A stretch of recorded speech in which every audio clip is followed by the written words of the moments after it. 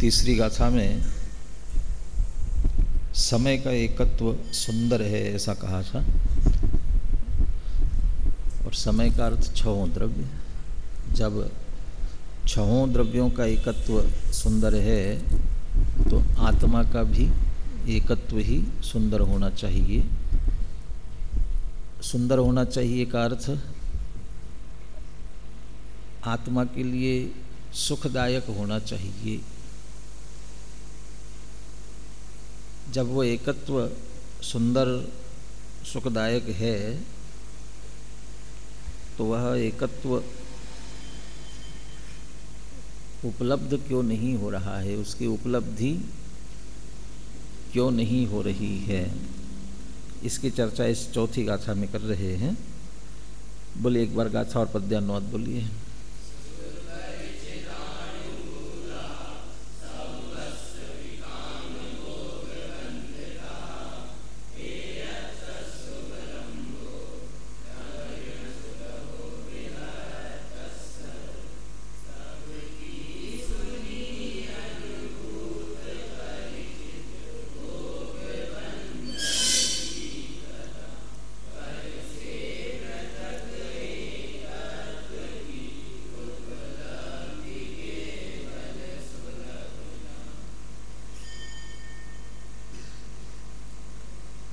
एकत्व विभक्त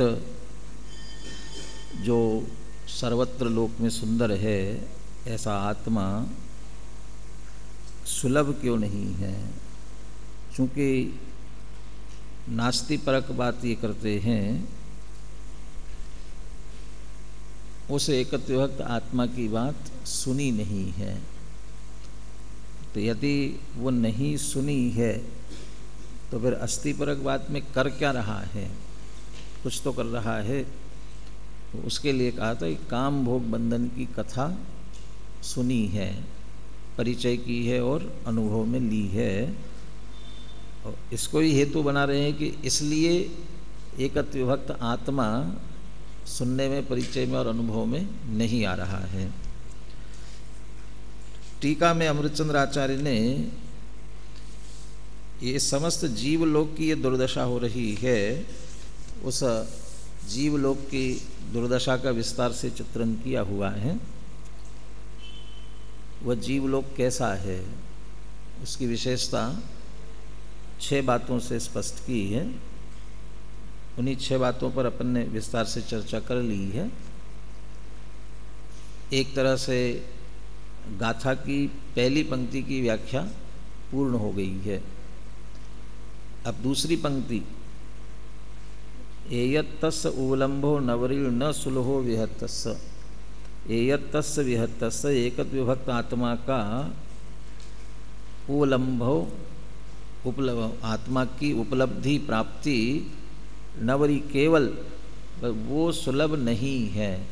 अब इसकी व्याख्या करेंगे और इसमें वो हेतु देंगे क्यों सुलभ नहीं है। आइए जल्दी आइए सब। एक बार पिछले विषय को पूरा मैं दोहराता हूँ सिर्फ पढ़ करके संस्कृत में। पूरे विषय को ध्यान लेने का प्रयास करना। 6 विशेषण, 6 विशेषताएं कौन कौन सी इस जीवलोक की। इह किल सकलस्यापि जीवलोकस्य, पहली विशेषता संसार चक्र क्रोडाधिरोपितस्य, संसार चक्र के मध्य में स्थित है या संसार चक्र पर आरूढ़ है। चलिए आइए। दूसरा, अश्रांतम अनंत द्रव्य क्षेत्र काल भव भाव परावर्ते ही समुपक्रांत भ्रांते। अश्रांतम, बिना रुके, बिना विश्रांति को प्राप्त किए निरंतर पंच परावर्तन से भ्रमण को प्राप्त। पंच परावर्तन के नाम भी दे दिए। उन पंच परावर्तन से जो निरंतर भ्रमण को प्राप्त है। तीसरा, एक छत्रीकृत विश्वतया महता मोह ग्रहेण गौरिव बाह्यमानस्य, जिसने समस्त विश्व पर एक छत्र राज्य किया कर रखा है, ऐसा मोह रूपी पिशाच और वो जिसके पास बैल की भांति भार वहन कराता है। ये चौथी विशेषता हुई कि तीसरी तीसरी हुई। चलिए आइए, आप लोगों के लिए दोहरा रहे हैं, नया विषय प्रारंभ नहीं कर रहे हैं। प्रसवो जृंभित तृष्णातंकत्वेन व्यक्त अंतराधे। तृष्णातंकत्वेन, तृष्णा रूपी आतंक, रोग। आतंक शब्द का प्रयोग महावीराष्टक स्तोत्र में भी किया हुआ है। मोहातंक है ना, मोहातंग प्रशम क्या है वहाँ, है ना, तो रोग, रोग के अर्थ में ही दिया वहाँ। ऐसे तृष्णा रूपी रोग,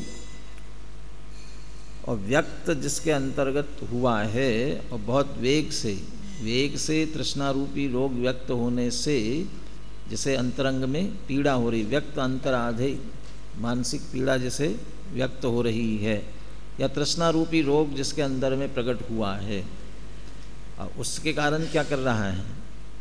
उत्तम्योत्तम्य मृग तृष्णायमाणम विषय ग्रामम उपरुंधानस्य।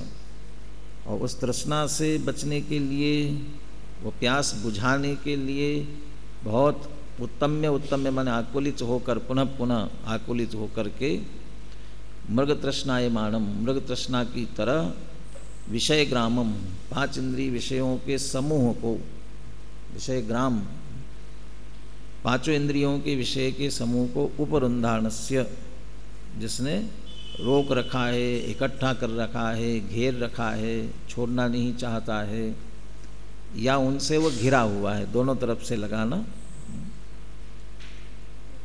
जो व्यसन आदत लगती है ना, उस आदत के लिए यही कहा जाता है, वो आदत व्यक्ति पहले शुरू करता है। तो स्वयं वो शराब के लिए कहते हैं, व्यक्ति शराब पीता है, वो शराब पीना है तो उसके लिए इकट्ठी करता है सामग्री, कोशिश करता है, जाता है, और धीरे धीरे आदि कैसा हो जाता है, वो शराब व्यक्ति को पीने लग जाती है, शराब अपने कब्जे में जैसे ले लेती है। ऐसे दोनों तरफ से जो अर्थ करना है, विषय ग्रामम उपरुंधानस्य, इसने विषय को घेर रखा है और विषयों ने इसे घेर रखा है, ये दोनों तरफ अर्थ करने के लिए। चूँकि ये वो मोह रूपी पिशाच जो भार वहन कराता है, वो दोनों तरह के भार वहन कराता है। इसकी बुद्धि में ये बिठाता है, ये पर द्रव्य तुम्हारे हैं, और ये इन्हीं में 5 इंद्रियों के विषय है जिनसे सुख मिलने वाला है, इसलिए इनको इकट्ठा करना चाहिए, जोड़ना चाहिए, जोड़ कर रखना चाहिए, इनकी सुरक्षा करनी चाहिए, इनको बढ़ाना चाहिए। ये जोड़ तोड़ इसी के। तो बाहर से जोड़ता है, ये बाहर से भार वहन कराना, और अंदर से निरंतर ऐसा मानता है, ये उस मोह के कारण से, और पुनः उनको भोगने की तृष्णा होती है, इसलिए वो 5 इंद्रिय विषयों की सामग्री इकट्ठी करता है। तो 5 इंद्रिय विषयों को इसने घेर रखा, इकट्ठा कर लिया, और फिर अब वो उनको भोगना। टोडरमल जी ने भी उदाहरण दिया ना, बजाओ भैया, एक को छोड़ के दूसरे में लगता है, दूसरे के छोड़कर तीसरे में लगता है, एक विषय पूरा हुआ कि नहीं है दूसरे में लगता है। क्या शब्द का प्रयोग किया? झपट्टे मारता है। तो ये 5 इंद्रियों के विषय है ना, तो अब उनने घेर रखा इसे, चारों ओर से 5 इंद्रियों के विषयों ने घेर रखा। लोक में भी देखते हैं कि सब तरफ भौतिकता की चकाचौंध हो रही है। तो क्या भौतिकता की चकाचौंध हो रही माने क्या हो रहा है? बाजार में निकलेंगे तो जो बाजार सजे हुए वो किस चीज़ के सजे हुए हैं, और सजाए गए क्यों है? क्यों? वो आकर्षित करे। तो वो सभी बाजार 5 इंद्रिय विषयों की सामग्री से भरे हुए हैं। अब वे इसे घेर रखे हैं। अब वो फिर हर एक विषय के पीछे लगता है। तो पहले इसी ने इकट्ठा किया, और फिर वे एक एक इस जीव को आकर्षित करते हैं, तो उन्होंने इसको घेर रखा। फिर इसे बाहर निकलने की फुर्सत नहीं है उसमें से। जो स्वयं है, हेमचंद जी का एक वाक्य है, सुना होगा, पहले भी सुनाया, जो हम स्वयं है उसके लिए हम कुछ नहीं करते, और जो हम नहीं है उसके लिए हम सब कुछ करते हैं। तो अभी जो कुछ सब कुछ कर रहे हैं, तो 5 इंद्रिय विषयों की सामग्री इकट्ठी करना, उसको भोगना, ये किसके लिए? इस सारी अनुकूलता शरीर की है, जबकि वह हम नहीं हैं। अब चूँकि इसने उन्हें घेर रखा, उनने इसको घेर रखा, इसलिए जो हम स्वयं है वो उसके लिए फिर इसे फुर्सत नहीं मिलती। उसी हेतु के रूप में बात कर रहे हैं। अब अंतिम 6वीं बात, परस्परम आचार्यत्वम आचरतः, और परस्पर आचार्यत्व भी करते हैं। आचार्यत्व सीखना, सिखाना, समझाना, ये सभी आचार्यत्व में आ गया। चर्चा करना परस्पर में, वो किस बात की करते हैं? वो काम भोग बंधन की कथा वाली बात, वो उसी का परस्पर आचार्यत्व करते हैं। ऐसे इस जीवलोक के, इतनी विशेषता ली, ऐसे जीवलोक के, अब वाक्य पूरा करते हैं आगे, अनंतशा श्रुतपूर्वा, अनंतशा परिचित पूर्वा, अनंतशा अनुभूत पूर्वा च एकत्व विरुद्धत्वेन अत्यंत विसंवादिनी अपि काम भोगानुबद्धा कथा। तो काम भोग बंधन की जो कथा या काम भोग संबंधी जो कथा है, वो जो एकत्व विभक्त भगवान आत्मा जो लोक में वास्तव में सर्वत्र सुंदर है, उससे ये विरुद्ध है। और इसीलिए विरुद्ध होने के कारण से सारा झगड़ा संसार का खड़ा हो रहा है। ये ऊपर जितनी दुर्दशा बताई है वो उसके विरोध के कारण से ही हो रही है। और ऐसी वो विरुद्ध होने पर भी वही अनंत बार सुनने में आ रही, अनंत बार परिचय में आ रही, अनंत बार अनुभव में आ रही है, वही सुनने में आ रही है। अब इसलिए ये कहा कि इसलिए वो सुलभ है, ये लिखा नहीं, इसमें से निकाल लेना। इसलिए वह तो अत्यंत सुलभ हो रही है, उसी दुर्लभता की बात कहाँ है? वो निरंतर उसी में लगा हुआ है। और जब वह सुलभ हो रही है, अब ये दुर्लभ हो रही है। पिछले परसों चर्चा के लिए समय मिला था, परसों, तो उस समय जो अपन ने चर्चा की थी, चूँकि एक तो छद्मस्त का उपयोग एक समय एक विषय में लगता है, और श्रद्धा की अपेक्षा बात की जाए तो वहाँ रुचि के रूप में एक स्थापित होता है, वहाँ दो रहते नहीं हैं। तो वो ज्ञान और वो श्रद्धा दोनों ही पर में सुख है ऐसा जानकर मानकर उसमें लगी हुई है। तो जब उपयोग उधर लगा हुआ है तो इधर कैसे लग सकता है? एक समय में एक की रुचि, उसकी रुचि चल रही है, और दूसरा इसीलिए उसी के अनुसार पूरा आचरण चल रहा है। तो अब वो स्थापित हो गया चित्त में अच्छी तरह से, तो ये कहाँ से मिलेगा?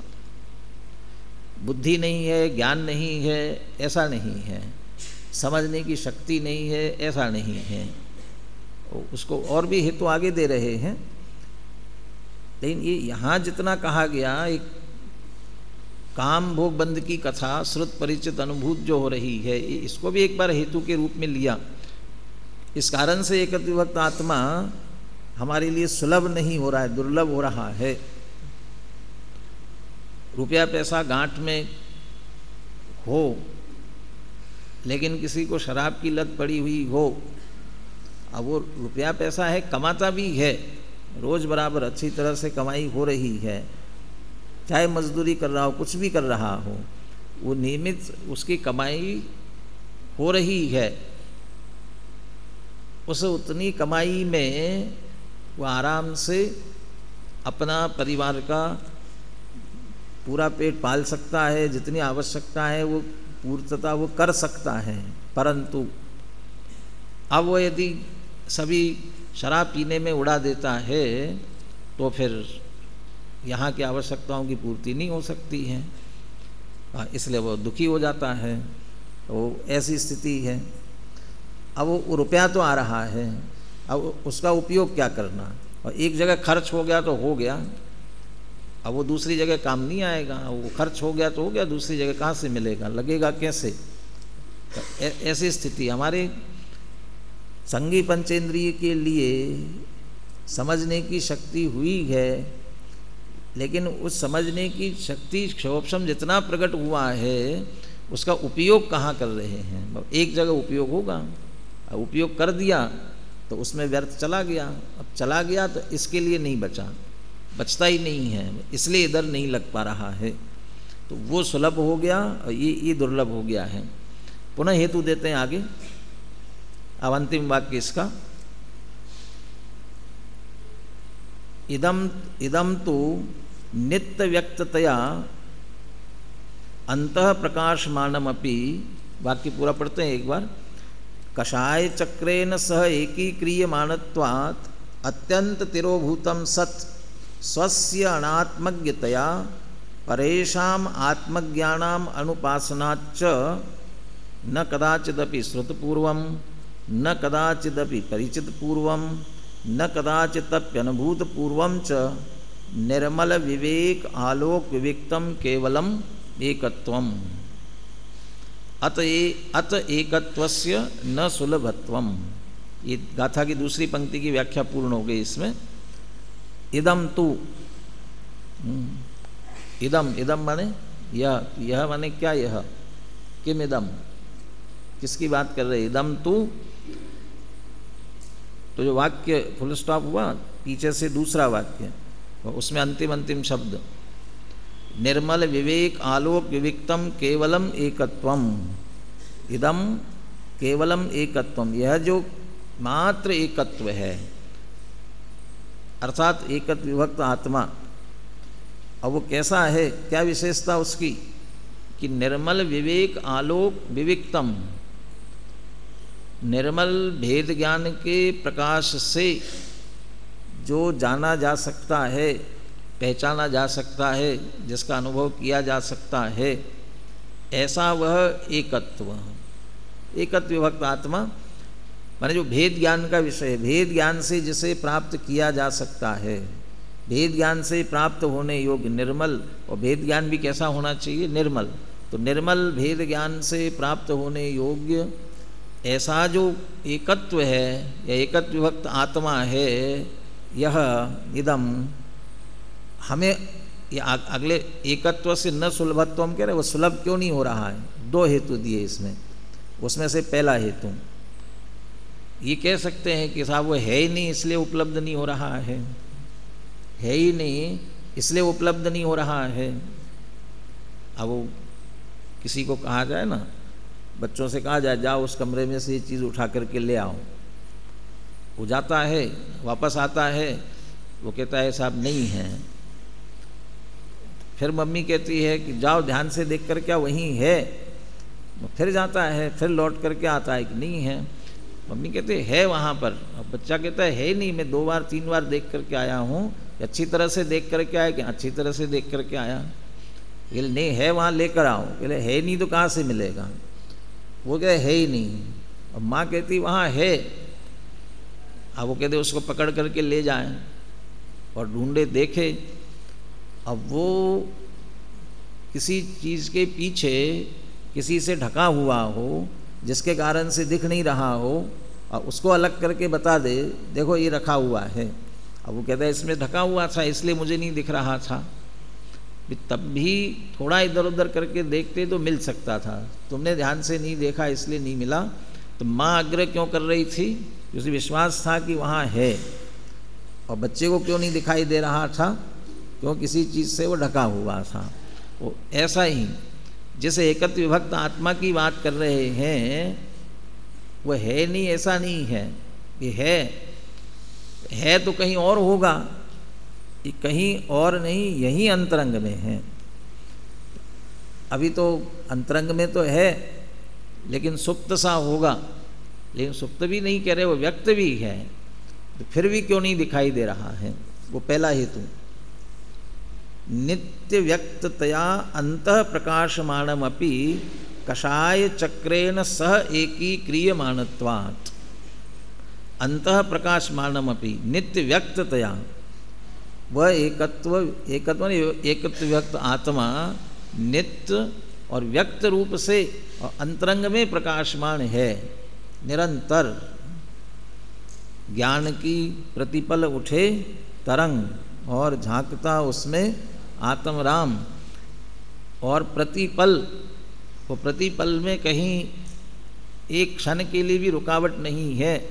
और कब तक? वो अनादि से अनंत, इसलिए नित्य। और उठे तरंग माने प्रति समय प्रकट हो रहा है, इसलिए व्यक्ततया। और कहाँ कि अंतरंग में, और उसमें भी वो आत्माराम झांक रहा है। तो नित्य व्यक्ततया अंतः प्रकाशमानमपि, निगोद से लेकर सिद्ध दशा तक ज्ञान दर्शन का परिणमन एक समय के लिए भी रुका हुआ नहीं है, वो व्यक्त है प्रति समय। पीछे शब्द आया था, ज्योति शब्द का प्रयोग किया था, दर्शन ज्ञान ज्योति। और वो ज्योति शब्द का प्रयोग वो नित्य जलते हुए के अर्थ में, दर्शन ज्ञान वो निरंतर है, इसलिए व्यक्ततया अंतः प्रकाशमानम। जब है तो फिर हमें अनुभव में क्यों नहीं आ रहा है, जानने में क्यों नहीं आ रहा है, हमें तो नहीं दिखाई देता। यदि कषाय चक्रेण स एकीक्रियमाणम प्रकाशमानम अपि, ऐसा होने पर भी वो किसके साथ एक में हो रहा है? कषाय चक्र के साथ। चक्र का अर्थ यहाँ पर समूह, वो कषाय समूह, कषायों के साथ एक में हो रहा है। कितने प्रकार की कषाय? मोटे तौर पर 4 कह देते हो, अनंतानुबंधी की अपेक्षा कहो तो 16 कह देते हो, 9 कषाय मिला दो तो 25 कहते हैं। इतने ही नहीं है, फिर हर एक की शट लेशा के हिसाब से भेद कर दो तो और उतने बढ़ जाएंगे। इसके अलावा भी ये एक के अलग अलग तरह की तीव्रता, मंदता, विषय कितने होते हैं। तो अनंत पर पदार्थों के साथ उसका संबंध है, इसलिए उसको विषय करने की अपेक्षा से माने इतने बहुत कषाय, अब वो उन कषायों के समूह के साथ एक में खो रहा है। हमें निरंतर अपना संचेतन किस रूप में होता है? मैं रागी हूँ, मैं द्वेषी हूँ, क्रोध आ गया तो क्रोधी हूँ। अरे ये मोह राग द्वेष इनका संचेतन तो होता है, लेकिन उसी के साथ साथ निरंतर ज्ञान का संचेतन भी चल रहा है। वो ज्ञान संचेतन में नहीं आता, वो छुपा हुआ है, ऐसा नहीं है। दूध पीते हो, चाय पीते हो, दूध चाय पीते हुए पानी पीते ऐसा लगता है कभी? चाय दूध पीते हुए पानी पी रहे हैं ऐसा लगता है? तो ऐसा नहीं लगता। ये तो चाय पी रहे, दूध पी रहे हैं। जो भी चीज़ हम पी रहे हैं वो पीते हुए, और भी कोई आप किसी चीज़ का, किसी का भी रस भी पीते हैं तो वो पीते हुए। पानी पी रहे हैं ये कहाँ ख्याल में आता है?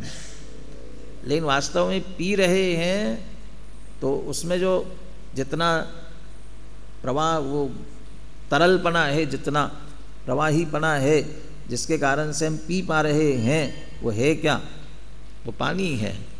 वो दूध में, वो चाय में, वो दूध में उत्तम चंद जी साहब वो कह रहे थे ना, ग्वाले ने मिलाया दूध, तो पानी, दूध में पानी मिला दिया। वो उस पानी की बात नहीं कर रहे।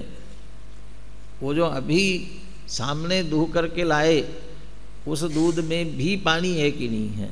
तो उसमें पानी है। वो तरलता जो है पानी है। ये हम तो कहते नहीं साहब बिल्कुल प्योर दूध है। सामने वाला भी कहता है प्योर, अभी आपको सामने निकाल करके दिया, तो आप भी कहते हो मैं सामने निकाल करके लाया हूँ, इसमें एक बूंद पानी नहीं है। तो पक्का है ना पानी नहीं है। जितने हम रस, फलों के रस जितने निकालते हैं, अब वो जो भी जूस, उसमें जूस के आप उस पर दुकान पर चले गए, उससे कहा भाई प्योर देना, कुछ मत मिलाना इसमें, तो आपके सामने निकाल करके देता है। कि इसमें हमने कुछ नहीं मिलाया, तो कुछ नहीं मिलाया तो उसमें पानी है कि नहीं है, सीधा निकाल करके दिया। उसमें पानी है कि वो जितना हम पी रहे हैं उसमें सब में पानी है, लेकिन अभी वो जो भी दूध है, दूध के कारण से जिस फल का वह रस है उसके कारण से वो उसके साथ वो एक में हो गया है और इसलिए वह तिरोभूत हो गया। तिरोभूतम सद्या है आगे, कषाय चक्रेन स एकीक्रियमाणत्वात् अत्यंत तिरोभूतम सत्। कषाय चक्र के साथ वो एक में होने के कारण, जैसे वो पानी उनके साथ एक में हो गया और इसलिए वह उनरूप होता है। बड़े दादाजी के प्रवचन में बात आ रही थी, पानी जिसमें जैसे जाता है वह उसके जैसे हो जाता है। नीम में चला गया नीम जैसा हो जाता है, गन्ने में चला गया गन्ने जैसा हो जाता है। तो पानी है ना, वो कड़वा है, मीठा है, खट्टा है, कैसा है? तो कड़वा मीठा खट्टा पना वो मुख्य हो जाता है, तो पानी का जो अपना स्वाद है वो ढक जाता है, वो तिरोभूत हो जाता है, वो स्वाद में नहीं आता फिर हमको। नमक की बात आगे आने वाली है 17वीं 18वीं गाथा में, टीका में, उसमें आएगी चर्चा। 16, 17, 18 इनमें सामान्य का तिरोभाव, विशेष का आविर्भाव, तो उस रूप में चर्चा वहाँ आएगी। जब हम व्यंजन खाना खाते हैं, वो जितने खाना खाने में जितनी चीज़ें खा रहे हैं, रोटी दाल चावल सब्जी, वो उन सब में नमक का स्वाद आ रहा है कि नहीं आ रहा है? नमक का स्वाद आ रहा है, अच्छी तरह से आ रहा है, स्पष्ट रूप से आ रहा है, परंतु वो जो खाद्य पदार्थ है, आटा रोटी दाल चावल सब्जी, वो उनके साथ वो एक ही क्रियमाणत्वात्, तो ऐसा एक में हो गया है, उसका जो अपना स्वाद है वो ढक गया, तिरोभूत हो गया। अब वो उसका जो स्वाद है, हम चावल का स्वाद लेते हैं, हम रोटी का स्वाद लेते हैं, जो हम खाद्य पदार्थ खा रहे हैं उसका स्वाद ले रहे हैं, तो नमक का स्वाद तिरोभूत हो गया। वो एक में होने के कारण से तिरोभूत हुआ। लेकिन व्यक्त बराबर व्यक्त प्रकाशवान वो स्वाद भी जो है ना, नित्य व्यक्त प्रकाशमान, एक एक कौर आप खाते हो, रोटी दाल चावल जो भी एक एक कौर, वो उसके साथ साथ उसका स्वाद भी बराबर आ रहा है। लेकिन आप ये तो कह देते हो आज सब्जी बहुत अच्छी बनी है, दाल बहुत अच्छी बनी है, दाल का स्वाद बहुत बढ़िया है, सब्जी का स्वाद बहुत बढ़िया है, लेकिन ये कभी नहीं कहते हो कि नमक का स्वाद बहुत बढ़िया है इसमें से। क्योंकि दाल सब्जी का स्वाद तो ले रहे हैं, लेकिन नमक का स्वाद नहीं ले रहे हैं। तो आ नहीं रहा है क्या? आ रहा है, व्यक्त हो रहा, व्यक्त रूप से आ रहा है कि नहीं आ रहा है? कि व्यक्त रूप से आ रहा है। ये कैसे पता पड़े? जब किसी दिन नमक नहीं डाला जाए दाल सब्जी में और फिर आप एक चम्मच भी दाल सब्जी खाओ, एक कौर भी खाते हो, तो तत्काल कहते हो कि नमक नहीं है इसमें। तो रोज़ खाते थे, जब कहते क्यों नहीं थे कि नमक है? ऐसा कहते क्यों नहीं थे? तो वो मुख्य हो जाता है, सब्जी दाल जो खा रहे हैं वो गौण हो जाता है, वो एक में होने के कारण से। ऐसे ही वो नित्य कह रहे, नित्य जैसे एक एक कौर में खाना शुरू से लेके अंत तक, हर कौर में, हर कौर चबाते चबाते जब तक आपके मुख में है तब तक नमक का स्वाद निरंतर आ रहा है, लेकिन उसका नहीं लेते हैं और सब्जी दाल चावल उनका लेते हैं तो तिरोभूत हो जाता है। ऐसे ही प्रति समय हर मोह राग द्वेष के परिणाम के साथ ज्ञान व्यक्त रूप से चल रहा है प्रकट। वो उसकी व्यक्तता ही, वो कषाय की व्यक्तता है ना, वो उसके कारण उसके साथ हो रही है, बिना उसके हो ही नहीं सकती हैं। वो भी हो रहा है, लेकिन उसके साथ इतना एक में खो गया, अब वो हावी हो जाता है हमारे चित्त में, तो वो मुख्य हो जाता है, अब वो तिरोभूत हो जाता है। इसलिए अत्यंतम तिरोभूत, और बिल्कुल पूरी तरह से अत्यंत तिरोभूत हो जाता है। तो एक तो ये बात, इसलिए वो हमें दिखाई नहीं देता है, तिरोभूत हो गया, इसलिए हमारी दृष्टि में नहीं आता है। ठीक है, वो दृष्टि में तो नहीं आ रहा है, कोई बताए समझाए तब तो आ सकता है ना। अब उसके लिए दूसरा हेतु देते हैं, कारण देते हैं। तिरोभूतम सत् स्वस्य अनात्मज्ञतया परेशाम आत्मज्ञानाम अनुपासनाच्च। तो अपने लिए अत्यंत तिरोभूत हो रहा है, इसलिए स्वयं जानता नहीं है। स्वस्य अनात्मज्ञतया, और स्व अनात्मज्ञ है तो आत्मा को नहीं जानता। और परेशान आत्मज्ञानम अनुपासनाच, और दूसरे जो आत्मज्ञ है उनकी यह उपासना नहीं करता। आत्मा को जानना है, जो आत्मज्ञ है उनसे हमें वो जानने में आ सकता है, लेकिन उनकी उपासना नहीं करता। परेशान आत्मज्ञानम अनुपासनाच, तो पर जो आत्मज्ञ है उनकी उपासना नहीं करने से, इसको आप पेंडिंग रखना, कल इस पर विचार करेंगे। परेशान, पांचों परमेष्ठी जो आत्मज्ञ है उनकी उपासना नहीं करता। तो उपासना नहीं करता माने क्या नहीं करता? पांचों परमेष्ठी के बाद नीचे आना, पांचों परमेष्ठी में तो साधु परमेष्ठी से लिया, मुनि से लिया, आगे छठे सातवें गुणस्थान से ऊपर लिया, थोड़ा और नीचे आना, पंचम गुणस्थानवर्ती जो है वे भी आत्मज्ञ है, चौथे गुणस्थानवर्ती ज्ञानी धर्मात्मा वे भी आत्मज्ञ है। और उन सब की अनुपासना, उपासना नहीं करने से, सेवा नहीं करने से, तो उनकी सेवा उपासना नहीं की, इसने माने क्या नहीं किया, उसकी चर्चा कल करेंगे। जब आत्मज्ञों की उपासना नहीं की तब वह आत्म एकत्व विभक्त आत्मा की बात सुनने परिचय अनुभव में कैसे आएगी?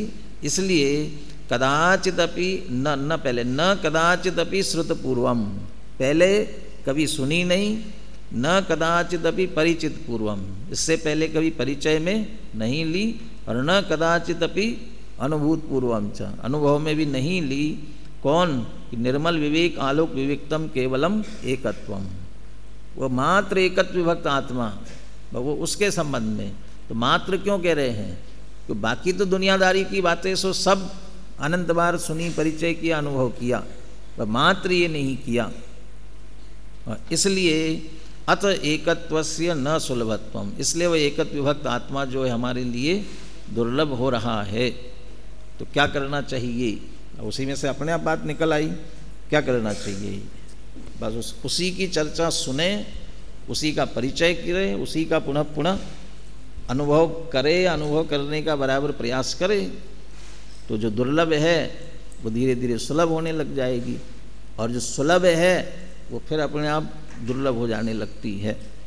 इष्टोपदेश का श्लोक है ना, यथा यथा समायाति संवित्तौ तत्तमुत्तमम तथा तथा न रोचन्ते विषया सुलभा अपि, और यथा यथा रोचन्ते विषया सुलभा अपि तथा तथा समाया न समायाति। माने यदि वो पांच, ये क्या ना, काम भोग बंद की कथा कह रहे हैं, वो वहाँ कह रहे, वो वहाँ क्या विषया सुलभा अपि, माने वो विषय सुलभ वेद चित्त में आते हैं, तो आत्मा चित्त में नहीं आता है, तो उत्तम तत्व जो है वो नहीं आता है। और उत्तम तत्व आने लग जाता है कि सुलभ होकर के भी फिर ये नहीं आते हैं, सहज उपलब्ध भी हो तो भी उनकी तरफ दृष्टि नहीं जाती है। तो इसे सुलभ करने का हमको प्रयास करना चाहिए।